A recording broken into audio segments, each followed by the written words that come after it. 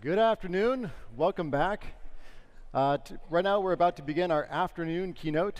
And this keynote is on the topic of AI.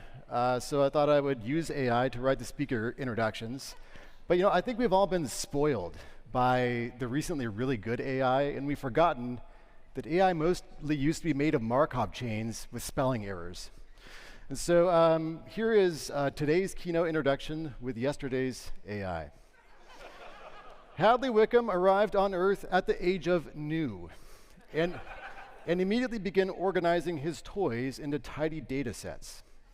The chief data scientist at Posit PBC, Hadley is mostly made of code and polite enthusiasm. He has science and models. He invented the tidyverse while waiting for the bus. And the bus has still not arrived. Hadley loves writing packages, writing functions that write functions, and teaching humans to pivot longer and wider until they disappear entirely. He once tried to eat spaghetti but turned it into a graph instead. His hobbies include wrangling data, wrangling more data, and quietly becoming data himself. The community gave him a syntax because he spoke like a plot and he looked like a plot, and in many ways, Hadley was a plot. We owe him so many vignettes. Cheng is the current CTO of Posit PBC, a former child and the original inventor of Shiny, which is both an R package and a lifestyle choice. Joe once discovered that data wanted to become apps, and instead of ignoring it like the rest of us, he simply allowed it. He has been programming since before computers were invented.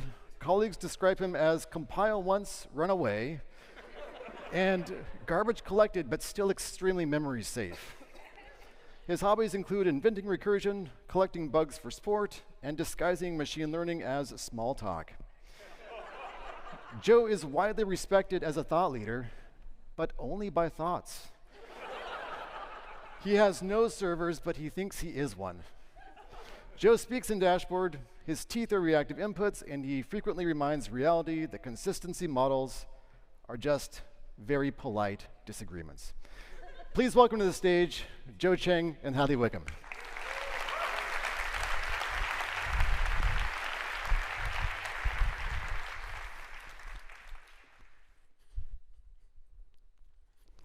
Thanks, Jonathan. So I'm going to talk about, Joe and I are going to talk about AI today. And I think whenever you talk about AI, it's like really important to kind of acknowledge like the big feelings that many of us have about AI. My kind of pendulum of like existential dread sort of swings between like mild and moderate depending on the day. There's like so many cool things that LLMs can help us do, but there's also like so many things that are just clearly so evil and we should be worried about, where it's the fact that they're worsening climate change, or just the blatant theft of copyrighted materials, the misleading answers they generate, the fact that they're destroying jobs or concentrating wealth into the hands of those that are already incredibly wealthy. There's a lot to worry about when it comes to AI. And I think it's very easy in the midst of all this to feel kind of disempowered. Like, what can you as an individual do? So one of our goals today is to try and like empower you to like understand a little bit more about LLMs and how you can use them to do data science. And not just do data science, but do it responsibly, because that's one of the core values that we have at Posit. So I'm going to show you a bunch of different ways you can do this, but I think there's sort of three themes you'll see throughout my presentation and Joe's presentation. You want to find problems that LLMs are good at. This is kind of like self-evident, I guess. But you also want to augment them with your existing programming skills. The fact that you can program still makes you incredibly valuable, and it's even so useful when you combine them with an LLM. And then finally, for many applications, it's really important to keep LLMs on track by tightly integrating some kind of human feedback loop. But before we talk about those specific applications, I want to talk about two things that I think make LLMs like particularly hard for us to kind of grapple with. And the first is they kind of turn what we know that computers are good at and bad at on their heads. Because traditionally, we think of computers being pretty good at calculating things. And if I give some numbers to an LLM and say, hey, can you compute the mean and the correlation of these numbers, like they'll 100% give it a shot. But every single number will be incorrect. So LLMs can be really bad at things that we expect computers to be good at.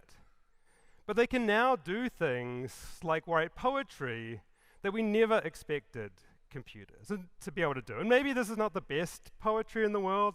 1,000 tiny verbs curl like commas. They lean into sunlight, pipes become rivers, and data sings itself clean.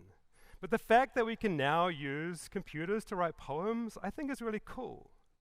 And we can use computers to create oil paintings.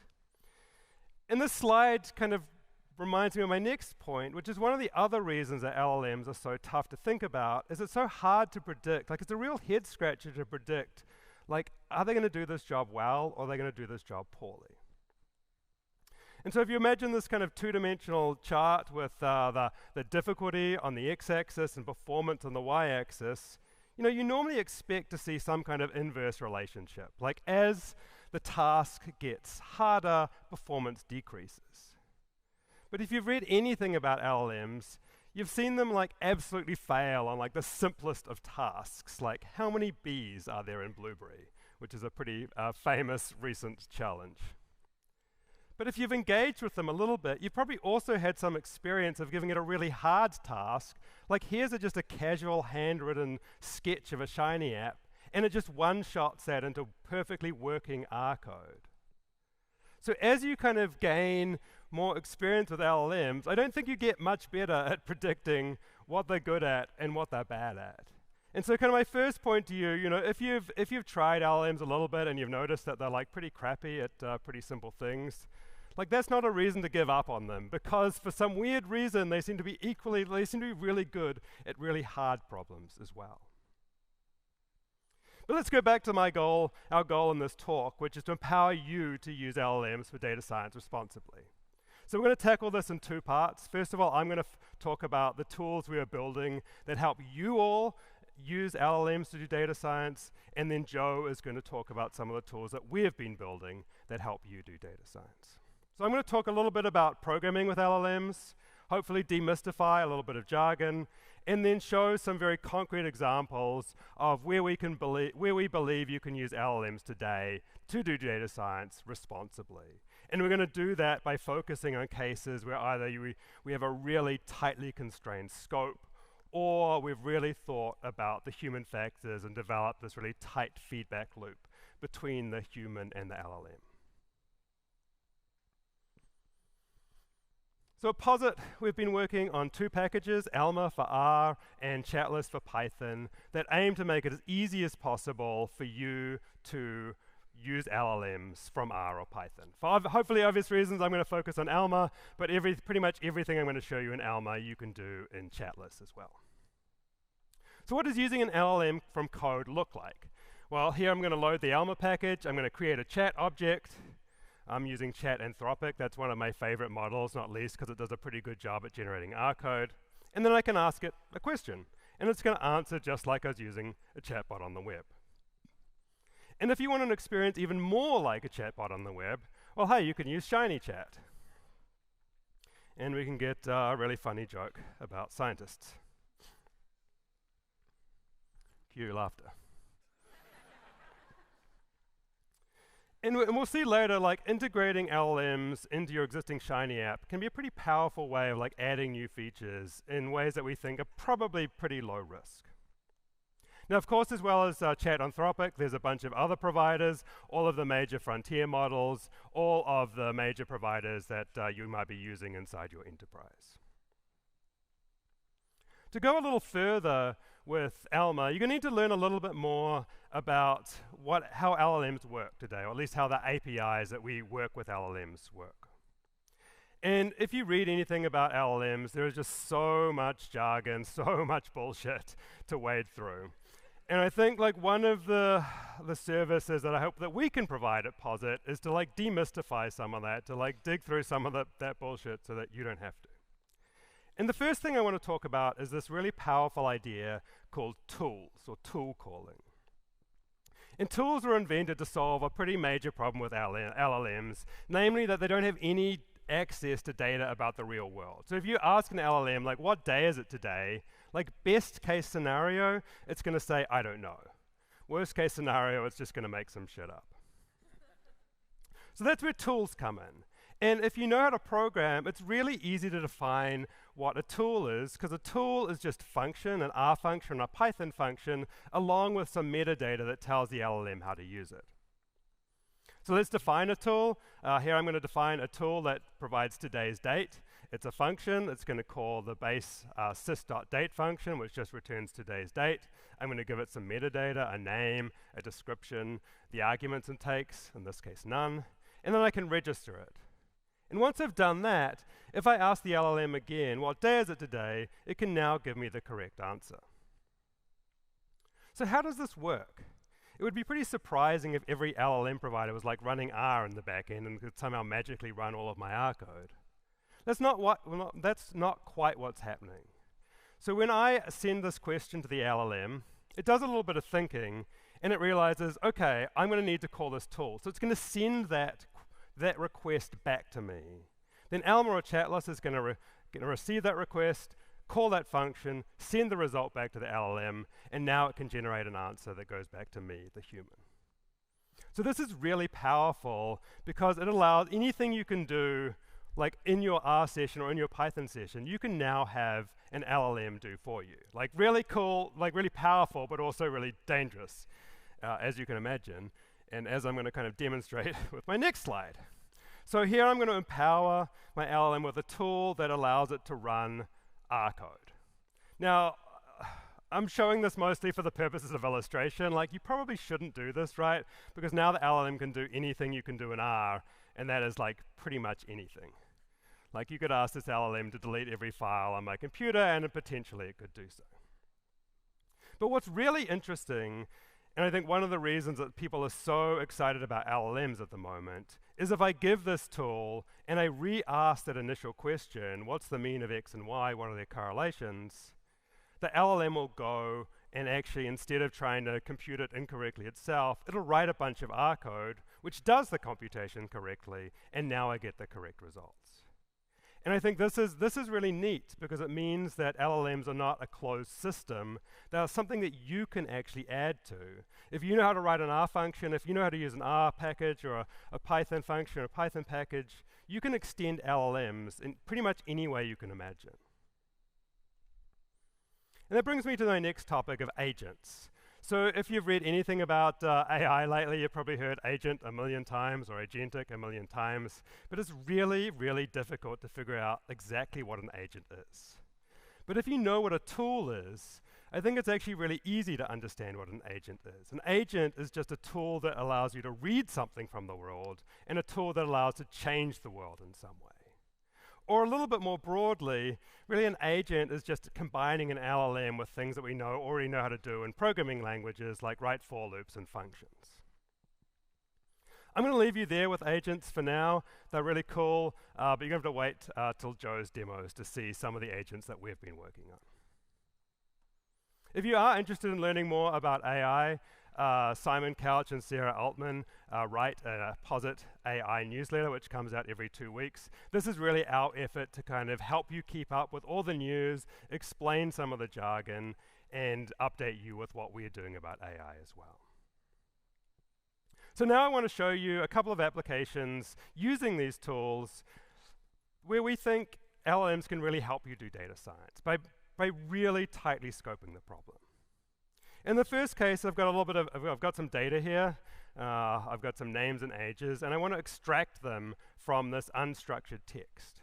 And if you spend a few seconds like contemplating this, like maybe if you're like really, really good with regular expressions, you might be able to come up with something to extract names and maybe ages, but it's going to be pretty tough. But this is actually something that LLMs are like really good at. And they're a pretty low risk of hallucination here, because you're not asking it to create something new, you're asking it to extract something from a larger data set. And so if you want to do this programmatically, all you need to do is define the schema, the names, in this case the age, name and age, and the types of those variables. We want a string and a number. And then you can use a tool like parallel chat structured, which will go away and call LLM APIs in parallel and extract all that data and get it back to you in a nice rectangular data frame. And I genuinely believe like this is a data science superpower. The ability to go from unstructured text into nice tidy rectangles. This is a superpower for data scientists because if there's one thing data scientists are good at, they're good at working with rectangles. And you're not just limited to text. These same ideas work with images and video and audio and PDFs and so on and so forth. So here I've got 4 images, and I can write a little bit of R code to say, hey, take these images. I want to extract the animal, and I want to extract the background color. And again, I'm going to use parallel chat structured, and now I can turn these into a data frame. Now, if I do this a few times, you might notice I don't always get exactly the same values. And I'm not going to make you play spot the difference here, but some of the times the LLM reports this as a kitten with a gray background, and some of the times it says it's a cat with a beige background. And this, I don't think, is like a problem with the LLM per se. This is a problem that we haven't really precisely specified what we want. And I think one of the reasons it's important to think about this is that whenever you're using an LLM seriously, you need to be thinking about how you evaluate them. How do you tell if that LLM is doing a good job? The art and the science of evaluating your LLM are complicated, but really important to learn. And I think people with a background in statistics and modeling are really well suited to like understand that and do a really good job. So at Posit, and friends, we've worked on 2 packages to do this, Vitals for R and the Inspect package for Python.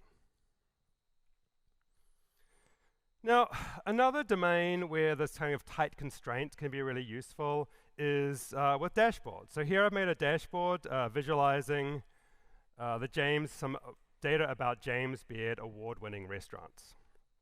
So I'm not going to go into too much details on my not a particularly amazing dashboard, but you can see there's a map, and if you look at the top, you can imagine maybe there's some charts and tables there. But what I want you to focus on is this very common need in dashboards, is that we need to do some filtering. Like in this case, we might want to filter it down by year, or by were they a winner, or just a nominee, what category was the award for, what was the cuisine, what sort of price range was the restaurant. And writing this code is like pretty tedious, because you've got to write a bunch of front-end code and then carefully pair that with back-end code. And this is certainly like less tedious now than it ever has been before. Like, I'm not going to lie, and I had Claude write all that code for me. But it's still a lot of code, and at the end of the day, it's not very flexible. And this was the problem that Query Chat was designed to solve.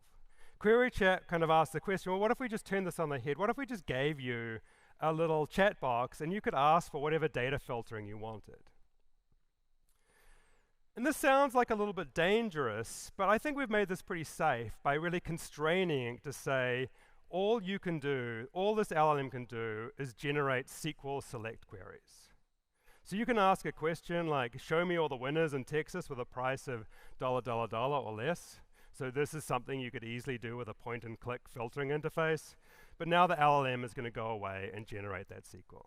And LLMs have seen a lot of SQL code, so they're by and large like pretty good at generating it.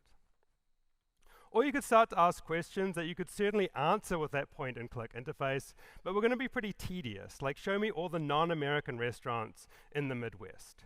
And while this is not exactly the SQL code that I would write personally, it certainly gets the job done. And you can start to ask questions that there's no way you could possibly express in dynamic filtering UI, like, can you show me all the restaurants that were nominated at least 5 times before winning? And that generates a lot of SQL. And I'm not going to lie, I think this is currently like a weak point of Query Chat, because I would certainly want to sit down and spend 15 minutes like seriously contemplating this SQL before I could convince myself it was correct or not. So my hope with QueryBot is, with Query Chat, we can get to the point where instead of just showing you the SQL, it's going to say, hey, this SQL is like pretty complex. You might want to talk to your local friendly data scientist just to confirm that these results are correct. So So the last thing I want to show off, and sort of the transition between my part of the talk and Joe's part of the talk, is a little tool that Joe spent about 5 hours on, and I maybe put like another hour on. It's not quite to the point where it's something you can recreate easily, but something that we hope to package up and make it very easy to add to your own apps soon. A little something I call ggBot 2. Hey ggBot2, can you help me visualize the James Beard data? Absolutely. I'm ready to dive into the James Beard data with you. Just let me know what kind of plot you want to create. Maybe you're thinking about comparing chefs, exploring restaurant locations, or looking at trends over the years. Just say the word, and we'll whip up a beautiful plot in no time. Let's start with a map. Great choice. A map can give us a fantastic overview of where all these award-winning restaurants are located. We can plot their latitude and longitude, and maybe even color them by something like the award category or the year. Let me whip up a basic map showing the locations of all the restaurants. Let's focus on the restaurants just in the continental US.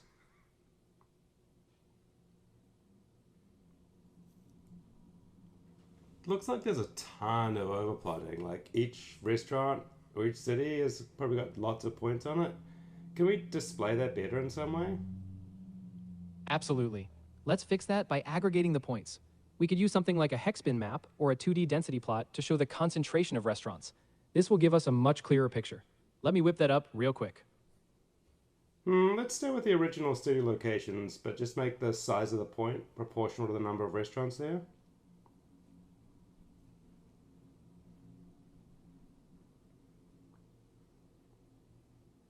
Yeah, I like that. But let's make the points like way bigger. The big points bigger and the small points smaller. It looks like the borders are on top of the points. Can you make them behind the points?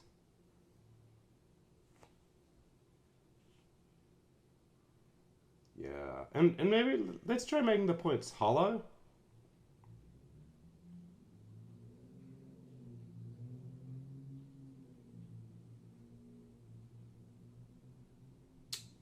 There's still a lot of points on this plot.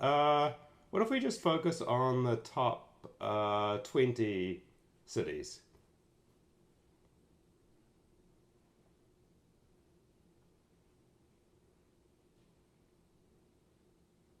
Let's do the top 50 cities.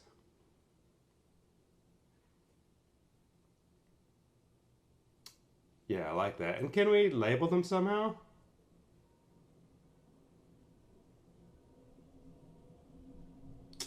Oof, there's a lot of overplotting those labels there. Can you make it easy to read every single label, even if they're pretty close together?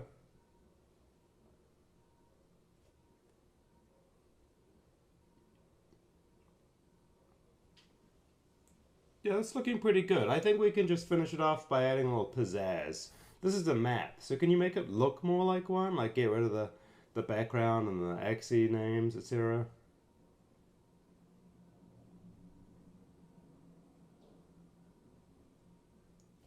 And how about we make the states like pale gray with white borders?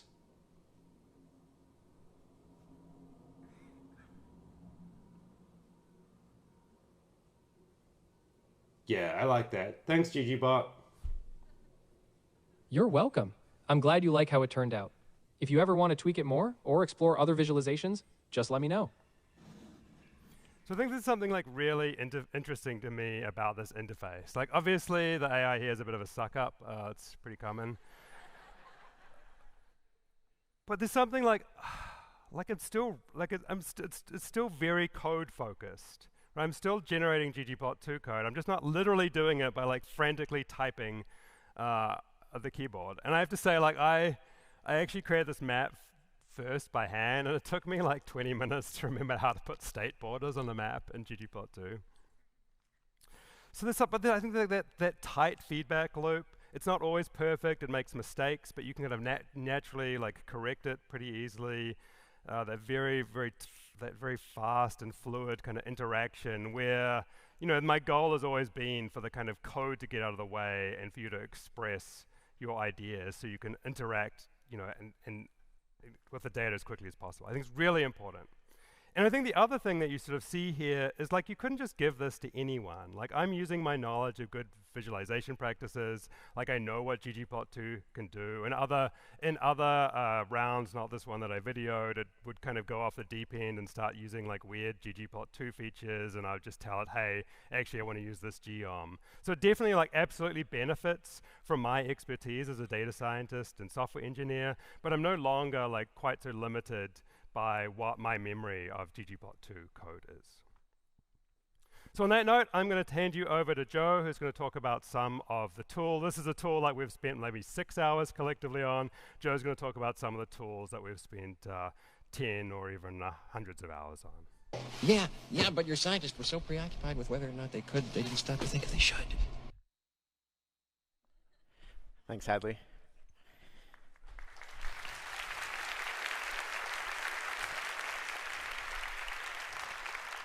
Thanks. I think about this every day. I'm here to talk about our 2 agents that we're talking about right now, which are Positron Assistant and Databot. Actually, how many of you have tried one or the other of these? OK, quite a few. All right. Sweet.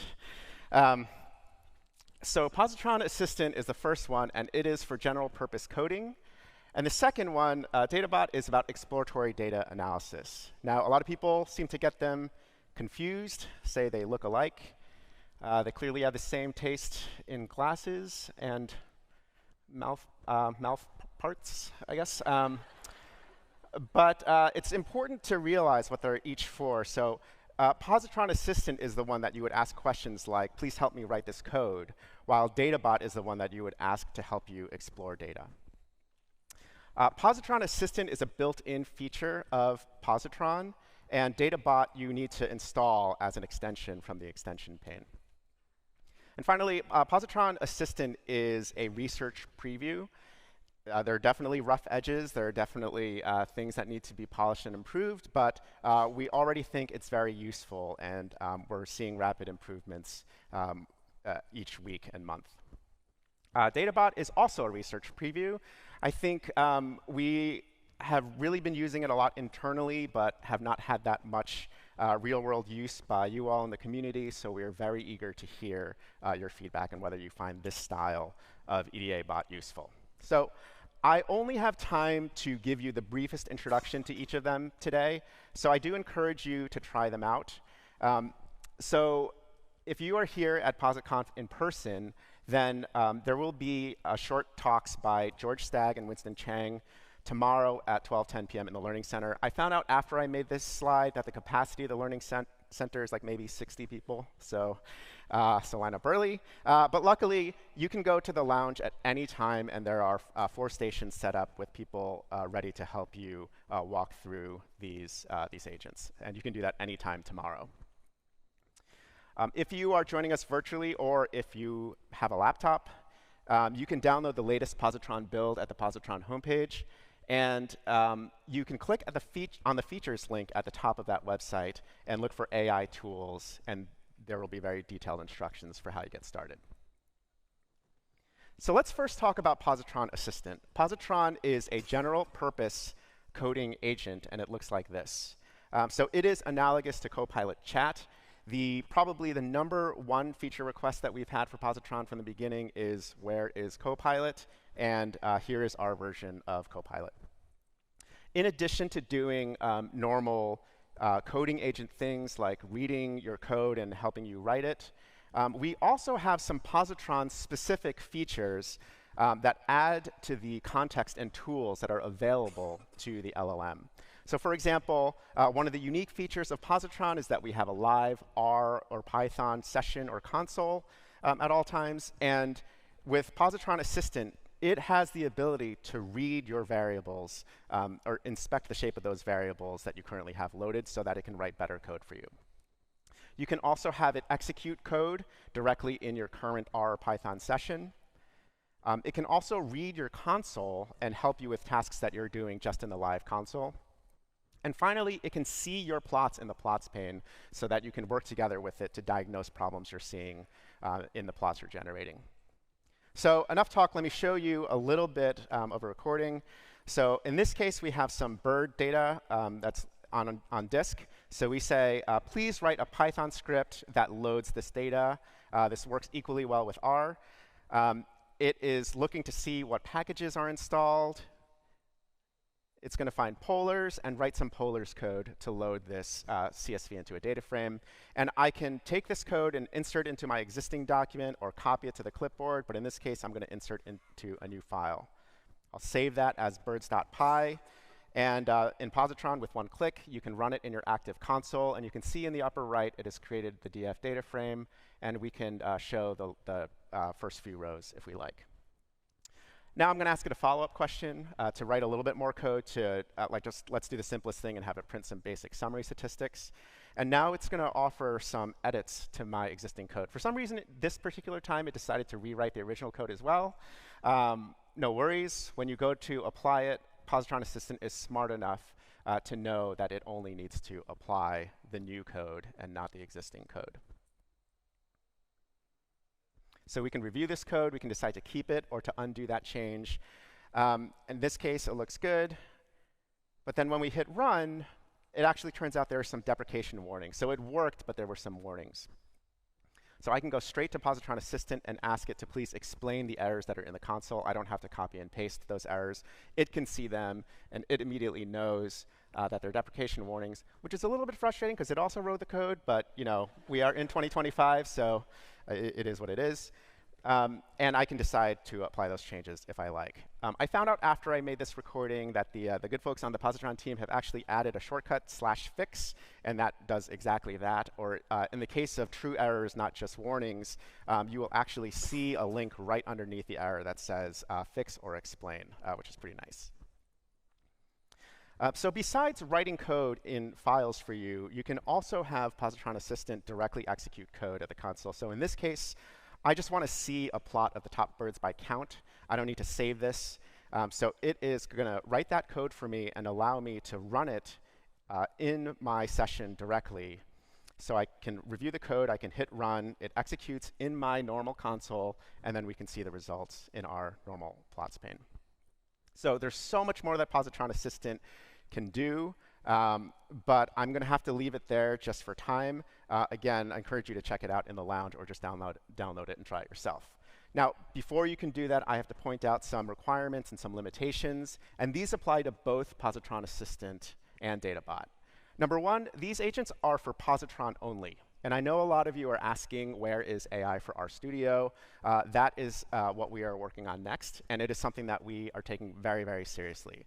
I can't promise that they're going to take exactly the shape of the agents that you see today, only because the ground is shifting so fast, and tomorrow's models are going to be different than today's models. But certainly, we're bringing the same values that we have in building these agents into working for RStudio as well. Secondly, and maybe most surprisingly, both of these agents require an Anthropic API key. They only work with the Anthropic API currently. We are imminently going to introduce support for accessing Anthropic models through many other providers that provide access to those same models. So Copilot, Bedrock, LLM gateways like Portkey, and Databricks and Snowflake all provide access to Anthropic, and we will let you hook those up to Positron Assistant and Databot soon. A more tricky question is, when will we support other models? That's a little bit more TBD, because these models, they are not one size fits all. They are not fungible at all when you get into more advanced agents. So we have had a lot of success using the Anthropic models. We've had less success using the other models, but I'm very hopeful that with a little bit more work, we can prompt our way into getting good results with a number of frontier models, and then we'll be able to open up the support to OpenAI and Gemini as well. But obviously, I can't promise when that's going to happen until we've done that work. Finally, from a security perspective, I do need to warn you and just kind of rain on the party a little bit. These are advanced coding agents, and all advanced coding agents today suffer from some very scary security implications. If you have not heard the terms lethal trifecta or OWASP LLM top 10, I encourage you to take a picture of this slide, especially if you work with any sensitive information, or if you speak into the security posture at your organization about how LLMs and data science can work together. Yeah, Google those later, and good luck sleeping tonight. The upshot is that this dialogue of like, do you trust the files in this folder? We're going to have to take this much more seriously. I think a lot of us have been conditioned to just click yes, but the attack surface is rapidly increasing. And you need to think of the files that can hurt you as no longer just being the build scripts or the code. Now, every markdown file, every CSV is potentially an attack vector. I don't mean to overstate. A lot of these are like more theoretical than we are like seeing these in the wild, but nevertheless, the theoretical dangers are quite real and quite surprising if you have done security work before. These are new attack vectors. I apologize, like this talk is gonna feel like a little bit of a roller coaster. Like there's gonna be stuff that really feels exciting, and then it's gonna feel like this, like a little scary and downers, but hey, like this is the world that we're living in right now. I'm really excited to talk to you about Databot. Databot, our exploratory data analysis agent. This is one of the most fascinating and useful pieces of software I've ever worked on in my career. So just let me start off by giving you a quick taste of what it's like to use Databot, and then we'll zoom out a little bit and talk about why it works this way. Full disclosure, this playback is at 1.5x speed, just in the interest of time. So you open Databot with a command, and then you ask it, often starting with a very general question, like, please load this restaurant data. I'm using the same restaurant data that Hadley showed in his Shiny dashboard. So it's writing some Python code that I can review. I'm going to YOLO and say allow always. You can see the output of that code, and then it looks at the output of the code itself and makes some observations here in prose. And then finally, it provides 5 links of suggestions of next steps that we could do together. So let's just talk about this for a second. I've been calling this the where loop. So far, I'm the only one who's been calling it the where loop. Even inside the company, this is not catching on. They're not all winners. So it starts with you asking a question or providing an instruction. Databot will respond to that instruction or question by first writing Python or R code, depending on what kind of session you're using. Secondly, it will go ahead and execute the code for you once you click allow. Third, and very importantly, it sees the output. The human sees the output, and the machine sees the output. And you look at it together. And this output can include the console output, it can include data frames, and it can include plots. So it makes whatever observations it wants to make about that data that it thinks you should know. And then it repeats. So if there are additional steps it wants to take in order to try to answer your question or follow your instruction, it will do that up to 3 to 5 times, and then we tell it to stop. And this is a really important point, that we have finally tuned the granularity of this human-machine feedback loop to what we think is appropriate for exploratory data analysis. It can go off and do enough work that your exploration can proceed very quickly, but in small enough chunks that the human is not left behind and can't keep up with the quote-unquote insights being thrown off by the machine. After it's done that, then it comes back to the user, suggests next steps. It always suggests here 3 to 5 things that we can do next, so you're never left at a blank prompt just thinking like, what now? And then it waits for your instruction. So you can click one of the links that it provides, or you can type in your own instruction. And you just do this again and again until you're done exploring your data. Finally, once you have all the answers that you're looking for, you probably have a giant chat transcript, which is not useful to anybody. So there is an explicit set of commands in Databot to extract out the important insights, and you tell it what you think are the important insights, and it will create a reproducible version of your chat that just limits it to the code and prose that are necessary to get your point across. So let's look again at this example. These are the suggestions it made. Again, this is restaurant, the James Beard Restaurant Awards, and the data set for the winners over the years. And if you look at the suggestions, it's really striking to me, even after using Databot all this time, every time it's really striking to me how good these suggestions are. Like, these suggestions don't feel scripted or canned. They're quite sensitive to the specific nature of the data that you've shown it, or whatever it is that was revealed in the last step that you took with it. In a lot of cases, when I show people, they see something, they see a visualization or something fly by, and they say, oh, what about this? And it turns out that whatever this was is one of the 3 to 5 suggestions that Databot makes. And that's really encouraging. It feels like you have an active and engaged partner that's making really good suggestions at every step.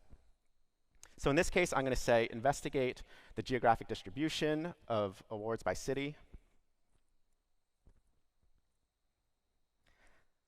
So it's going to do a number of things here. First, it is tallying by city, and no surprise, New York is at the top. By state, California is at the top, as we would expect. And then it makes a plot9 visualization. Then it's making a bunch of observations, and then, again, the suggestions, 3 to 5 suggestions.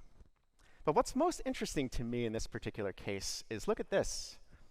It's observed that of this data, over a third of the records are missing city data. Now, why would a restaurant data set be missing city data? Full disclosure, none of the suggestions that it made were, hey, let's stop and investigate the missing city data, right? So like as Hadley said, this is where our expertise is essential in knowing that, wait, we have to stop. And in order to do a robust analysis, we need to get to the bottom of this question. So to me, this kind of question, why so much missing data, these are often the most interesting questions, right? They expose cracks in the foundation of our analysis. And to Databot's credit, it does pretty much immediately figure out exactly what's going on here. It sees that the data is not actually missing, it's in the wrong column. For a third of the data, yeah, a lot of you are scrunching up your faces. That's the appropriate response. And it also noticed that these problems seem to be localized in certain types of awards. So let me just illustrate this for you. This is what the data is supposed to look like. This is a clean version of this data. And some of these rows are not about chefs, but about restaurants. And that name column really should be chef's name. So some of these, a third of these rows are about bars or restaurants, and there is no name to put there, so the correct data should have missing cells there. But that's not what happened with this CSV. This CSV looks like this. It's as if a comma was missing in the CSV, right? And it turns out, like, this is not a synthetic example that I made up. This was actually the Tidy Tuesday for December 31st, 2024. And just coincidentally, I'm not making this up, I was using the very first prototype of Databot for the very first time. And I said, let me just try the most recent Tidy Tuesday. And this was the first thing that happened to me. And it was a very auspicious start because I was so blown away by how quickly it allowed me to identify and chase down this problem. And it also was able to quickly fix the problem so that we could do a clean analysis. I mean, clean-ish. There's a NaN there. I don't know what that is. I didn't ask the follow-up question yet. But when I did this in January, I was so perplexed by this. I went to John Harmon, who is the person who curates the Tidy Tuesday data sets, and I asked him, number one, did you do this on purpose? Like, did you hide this data quality issue as like an exercise for the reader? And number two, how many people noticed this data quality problem, this very fundamental data quality problem? And he said, first of all, this was not intentional, that the restaurant awards and the chef awards came from 2 different data sources, and he combined them without realizing they had a different set of columns. So, I mean, totally a mistake any of us could have made. And he said that not one other person had noticed this. So, interesting. By the way, John wanted me to tell you that he would really welcome any suggestions or submissions for data sets that to help have interesting Tidy Tuesday data sets.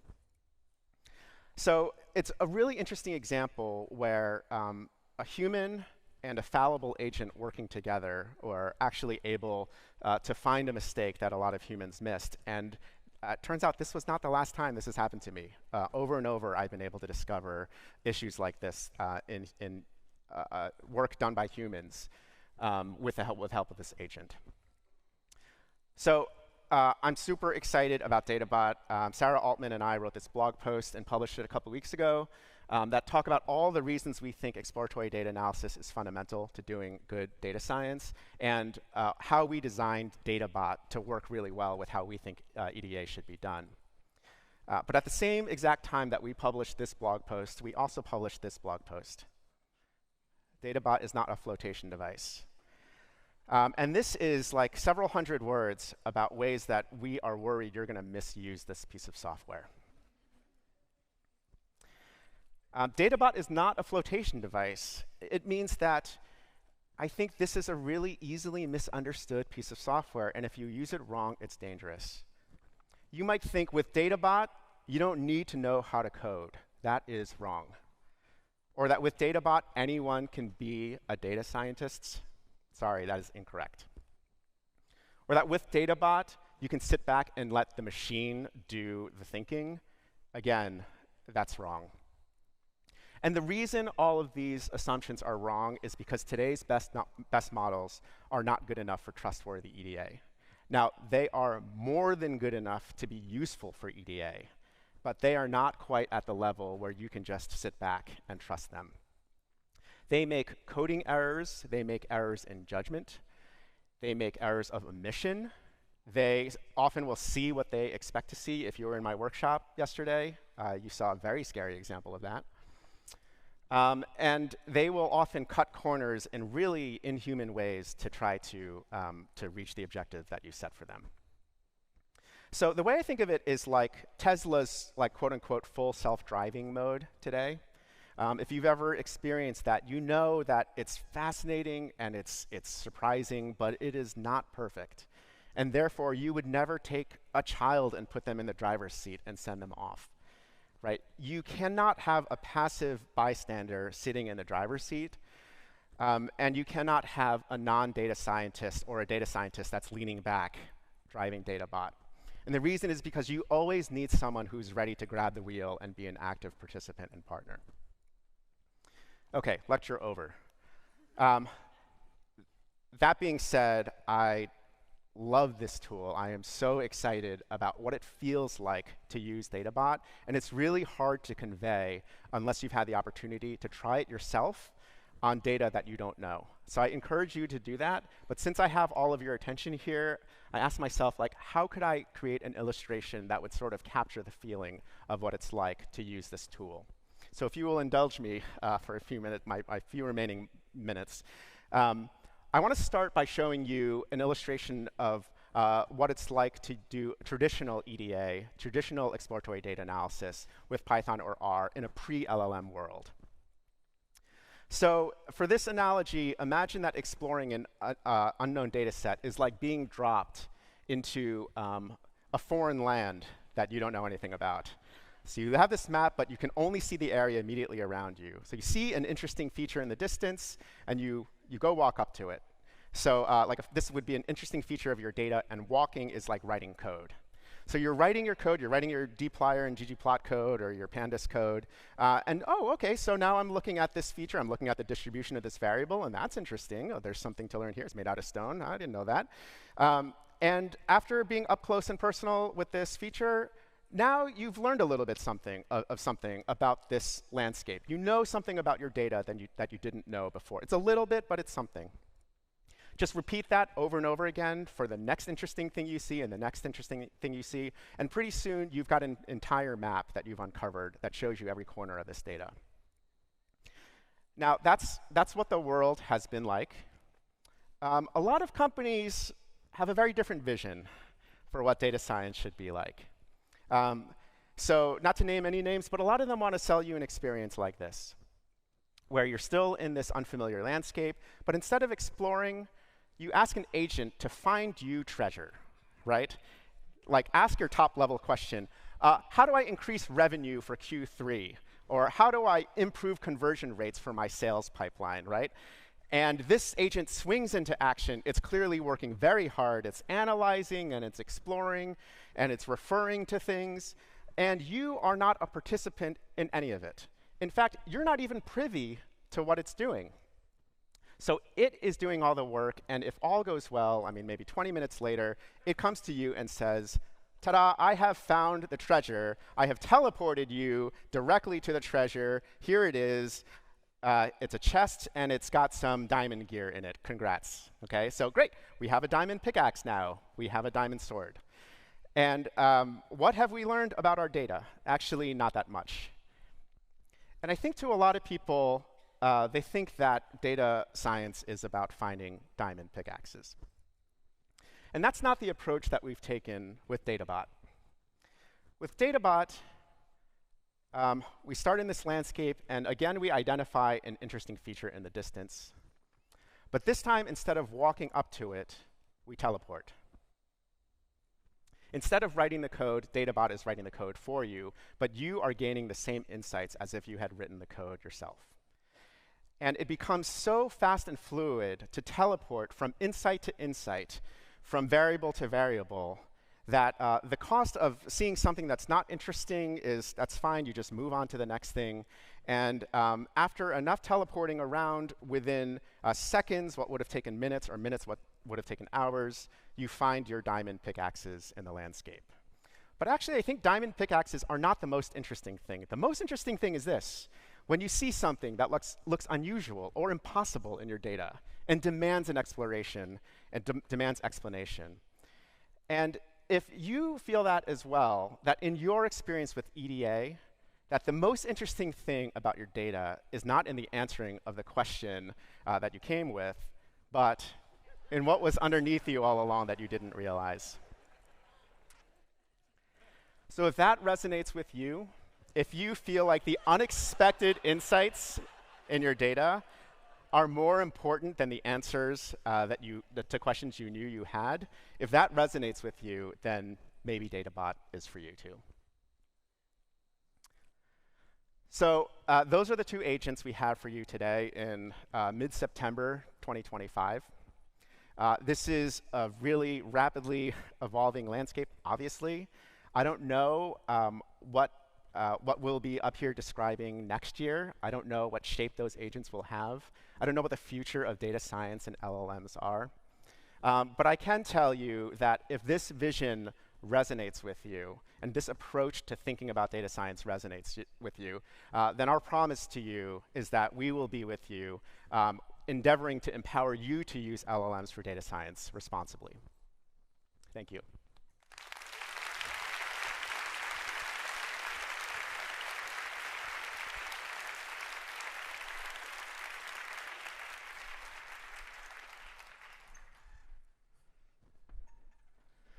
Thank you both. So we have time for just a couple of questions before we go. I'm going to start you out with a little softball. How does Posit plan to handle the environmental impact of incorporating AI into its products? Brutal.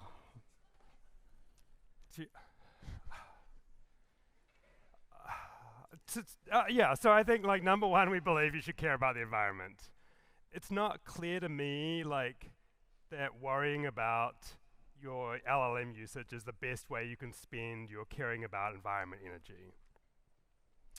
For example, if any of you like flew here to this conference, like you've had the same environmental impact as like millions, or maybe even tens of millions of like LLM calls. Like that said, we are in a slightly different position where we're not just using it ourselves, we're like developing tools and making it easier for other people to use. So I think that is something like we're conscious of. I don't know if you have any better answers, Joe. Yeah. Let's just like caveat this and say like these are our personal opinions, not the official positions of Posit. And I kind of mean that because I think there are a lot of really thorny issues here. And I think as a company, the individuals that work there are concerned about all of them. But I think as an organization, the part of it that we really feel like is part of our full-time job to worry about is how can LLMs hurt data scientists by giving wrong answers and non-reproducible research. But all of these other things I think are really worthy questions as well. So I think inside the company, we've been treating this as a little bit of a volunteer effort to kind of gather at least the facts about what exactly is the environmental impact. And there's a lot of sources that disagree, but let's at least bring together the most credible sources and share that with the whole company. And depending on whether it's useful, if that effort ends up being useful, sharing it with the rest of the community as well. So at least we can establish. It already is in one of the AI newsletter. Yes, that's right. Yes, the AI newsletter, which is linked right here, is a fantastic resource and very, very high signal-to-noise ratio. Thank you both for those candid answers. All right, next question. It's another softball. Recent studies have shown issues with de-skilling when even experts use LLMs to perform specialized tasks. What are the risks of de-skilling as a data scientist resulting from offloading cognitive load onto LLMs? Yeah, I feel very conflicted about this, because on the one hand, that is an extremely plausible, I mean, that does resonate. But at the same time, I think at every juncture of some large or even small technological change, it often feels like we're losing something incredibly important by adopting some new, much more convenient technology. And I think it's really hard to know in advance, number one, if that's true, and number two, how much of the value in the thing that we were holding on to was because, like, first principles, it was valuable, or because it was just what we were used to. So on the one hand, I totally believe that, and it is terrifying. And on the other hand, I'm sort of like, I can't be too confident of anything when it comes to the future that we're rocketing towards. Yeah. I guess like one of the things that I found like really interesting as I learned, like if you're in a long-term relationship with someone, you like naturally kind of outsource like a certain set of tasks to them, like people kind of specialize, and like you lose the ability to do like certain things. Like for example, I've got no idea like how a car works, like what you need to do to maintain a car. Like that's all just total mystery to me. And that's like a type of de-skilling, but like that's also like productive. Like specializing can be productive if you can kind of trust that partner. So yeah, I don't know, mixed feelings as well. Like sort of interesting, like trying to make that map. Previously, I was like, oh, I've de-skilled myself in ggplot2. Like I used to be really good at this, and now I'm relying on an LLM. But like at least the LLM got me what I wanted, like way faster than I could do it myself. So yeah, deep ambivalence. Yeah. All right, next question. Do tools written with Elmer send data and code to offsite LLMs? In other words, are there privacy concerns in this workflow? Yeah, absolutely. Like, there's lots of privacy concerns. Elmer, like the tools by default, like all of the execution is going to occur locally, but those tools can do anything. So potentially, so they can be like sending whatever data back. And I think if you are going to be using LLMs and tool calls with like sensitive data, you need to think that through like really, really, really carefully. I think one of the reasons that turns out to be like less of a problem in practice is like for the vast majority of large organizations, like all of their data already lives in the cloud, and the LLM lives in the cloud, and the LLM lives in your cloud. So in many, many cases, like the data is already exposed to the LLM provider in various ways. So I think that tends to be a problem. Like it's a real problem. It tends to affect people like in smaller research organizations rather than like really large enterprises. Well, thank you. I think that's all we have time for. Could we thank our speakers one last time, please? Thank you. Thanks, Jonathan. Thank you. Yeah.